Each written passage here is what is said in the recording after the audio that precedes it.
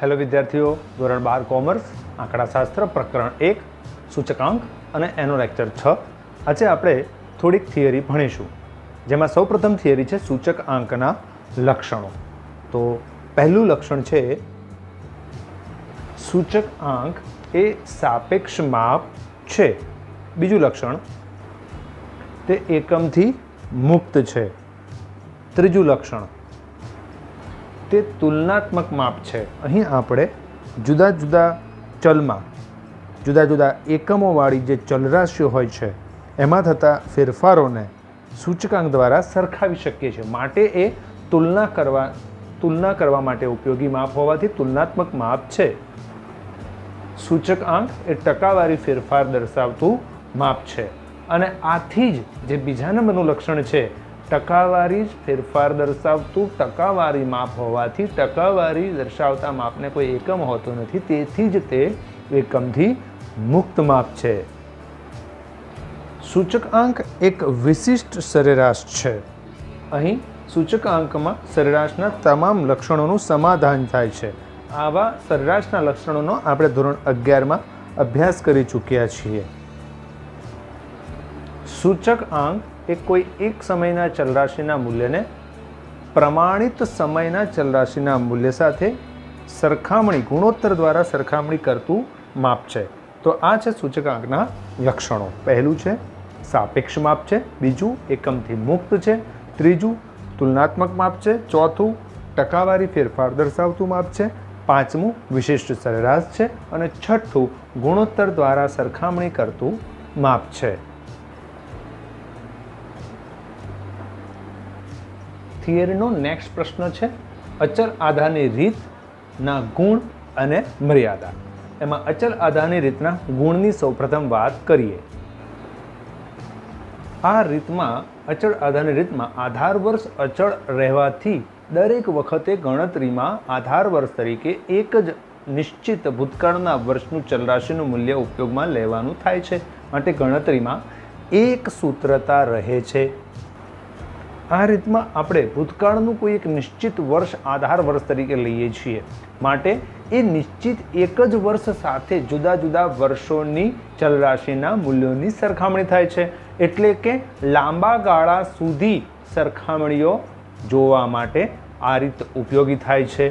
જ્યારે જો પરંપરિત આધારની રીત વાત કરો, એ રીતમાં કોઈ પણ વર્ષનો ચલરાશિમાં થતો ફેરફાર ગણવા એની અગાઉના વર્ષ સાથે સરખામણી કરવામાં આવે છે. એટલે ટૂંકા ગાળા માટે સરખામણી થાય છે. જ્યારે અચલ આધારની રીતમાં લાંબા ગાળાના ફેરફારોની સરખામણી કરવા માટે આ રીત ઉપયોગી થાય છે. આમ આ રીત એ સમજવામાં ઘણી સરળ છે. તો આ હતા અચલ આધારની રીતના ગુણ, એમાં રહેલી સારી બાબતો. હવે જોઈએ એની મર્યાદાઓ વિશે વાત કરીએ. સમય બદલાતા વ્યક્તિઓના ટેવ, રુચિ, ફેશનને કારણે વપરાશમાં ઘટી ગયેલી કે ઉપયોગમાં ન લેવાતી વસ્તુઓ ગણતરીમાંથી દૂર કરી શકાતી નથી.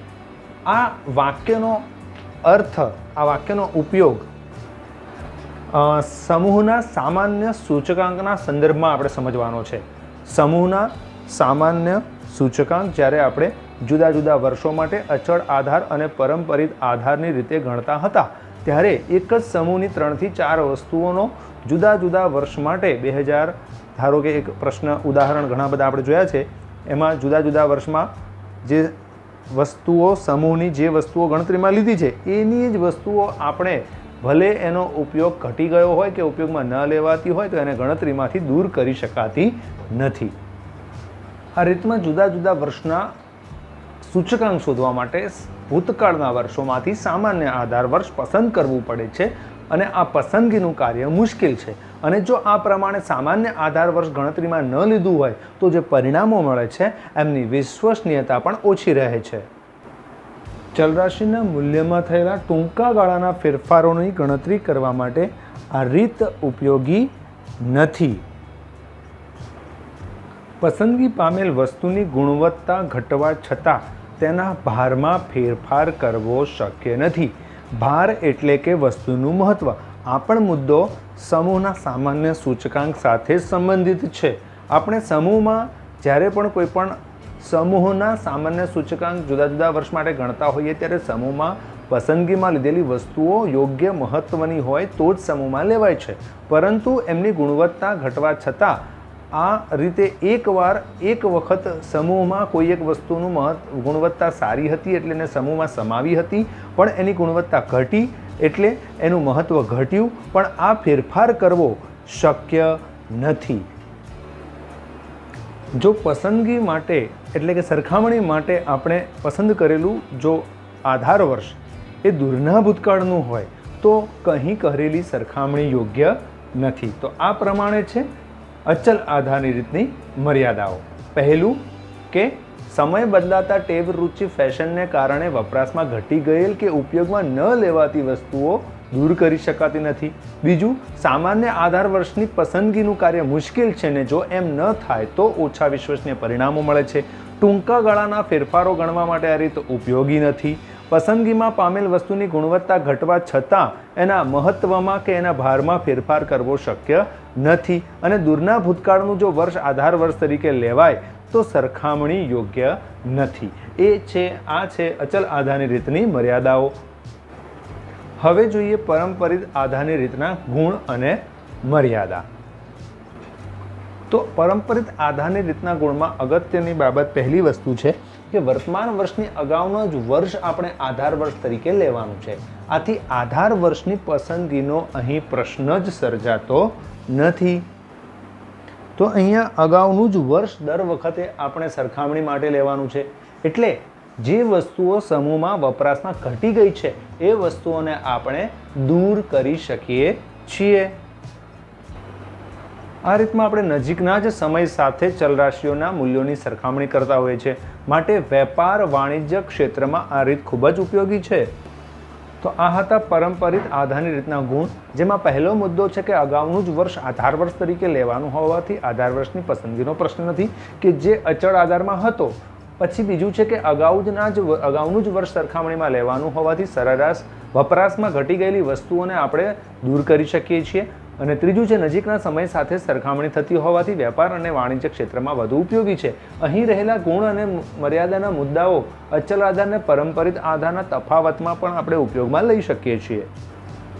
આ રીત ટૂંકા ગાળાના ફેરફારો ગણવા માટે ઉપયોગી છે, પણ લાંબા ગાળાના ફેરફારો ગણવા માટે આ રીત ઉપયોગી નથી. આ રીતમાં કોઈ એક વર્ષના સૂચકાંકના અર્થઘટનમાં ભૂલ થઈ હોય તો એ જ ભૂલ પછીના વર્ષના પણ અર્થઘટનમાં ચાલુ રહે છે. અહીં કહેવાનો અર્થ એવો છે કે કોઈ એક વર્ષનું ચલરાશિનું મૂલ્ય ખોટું લેવાયું હોય તો એ વર્ષના સૂચકાંકમાં તો ભૂલ થાય જ, પણ એના પછીના વર્ષના ચલરાશિના સૂચકાંકમાં પણ એ ભૂલ ચાલુ રહે છે. આ રીતમાં દર વર્ષે આધાર વર્ષ તરીકેનું વર્ષ બદલાતું રહે છે, માટે ગણતરીમાં એક સૂત્રતા રહેતી નથી.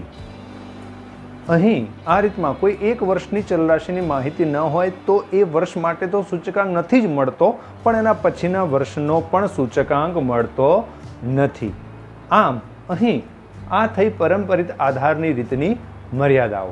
હવે આ જે અચલ આધારની રીતના ગુણ અને મર્યાદા તેમજ પરંપરિત આધારની રીતના ગુણ અને મર્યાદાઓનો બંનેના તફાવત સ્વરૂપના પ્રશ્નમાં કઈ રીતે આપણે ઉપયોગ કરીશું એ જોઈએ. તો સરખામણીમાં પહેલો મુદ્દો છે અચલ આધારની રીતમાં આધાર વર્ષ અચળ રહે છે, માટે ગણતરીમાં એક સૂત્રતા રહે છે, જ્યારે પરંપરિત આધારની રીતમાં ગણતરીમાં એક સૂત્રતા રહેતી નથી, કારણ કે દર વર્ષે આધાર વર્ષ બદલાતું રહે છે. બીજો કમ્પેરિઝનનો મુદ્દો આવે છે સમયગાળો. અચલ આધારની રીતમાં લાંબા ગાળાના ફેરફારોની સરખામણી કરવા માટે આ રીત ઉપયોગી થાય છે, જ્યારે પરંપરિત આધારની રીત ટૂંકા ગાળાના ફેરફારોની ગણતરી માટે સરખામણી માટે ઉપયોગમાં લેવાય છે. સમય બદલાતા ટેવ, રૂચિ, ફેશનને કારણે વપરાશમાં ઘટી ગયેલ કે ઉપયોગમાં ન લેવાતી વસ્તુઓને ગણતરીમાંથી દૂર કરી શકાતી નથી અચળ આધારની રીતમાં, જ્યારે પરંપરિત આધારની રીતમાં અગાઉનું જ વર્ષ સરખામણીમાં લેવાનું હોવાથી વપરાશમાં ઘટેલી ગયેલી વસ્તુઓને દૂર કરી શકાય છે. અને નેક્સ્ટ મુદ્દો આપણે લઈ શકીએ છીએ કે અહીં અચળ આધારની રીતમાં સામાન્ય આધાર વર્ષની પસંદગીનું કાર્ય કરવું પડે છે, અને જ્યારે પરંપરિત આધારની રીતમાં અગાઉનું જ વર્ષ આધાર વર્ષ લેવાનું હોવાથી આધાર વર્ષની પસંદગીનો પ્રશ્ન જ રહેતો નથી.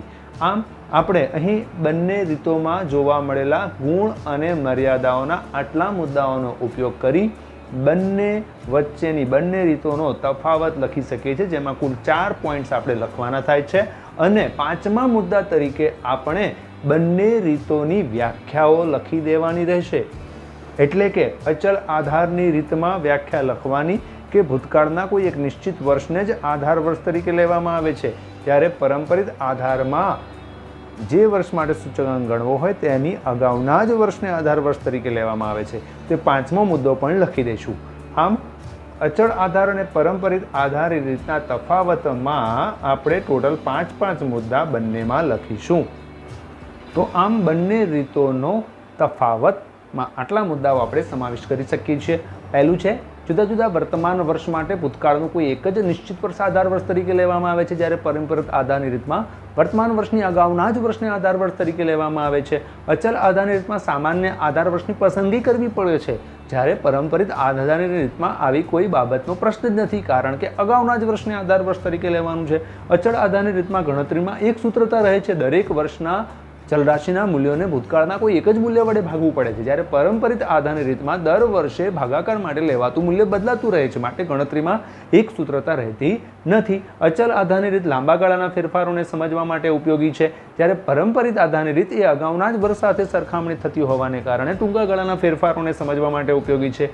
અચલ આધારની રીતમાં સમય સાથે વપરાશમાં ઘટી ગયેલી જે વસ્તુઓ હોય છે એને દૂર કરી શકાતી નથી, જ્યારે પરંપરિત આધારની રીતમાં સમય સાથે વપરાશમાં ઘટી ગયેલી વસ્તુઓને દૂર કરી શકાય છે। અચલ આધારની રીતમાં સમયાંતરે જ્યારે પણ નક્કી કરેલું આધાર વર્ષ દૂરના ભૂતકાળનું થઈ જાય ત્યારે એને આપણે બદલવું પડે છે, જ્યારે પરંપરિત આધારની રીતમાં આવો કોઈ પ્રશ્ન રહેતો જ નથી, કેમ કે આધાર વર્ષ જાતે જ સ્વતઃ બદલાતું રહે છે। તો આ હતો અચલ આધાર પરંપરિત આધારની રીતનો તફાવત।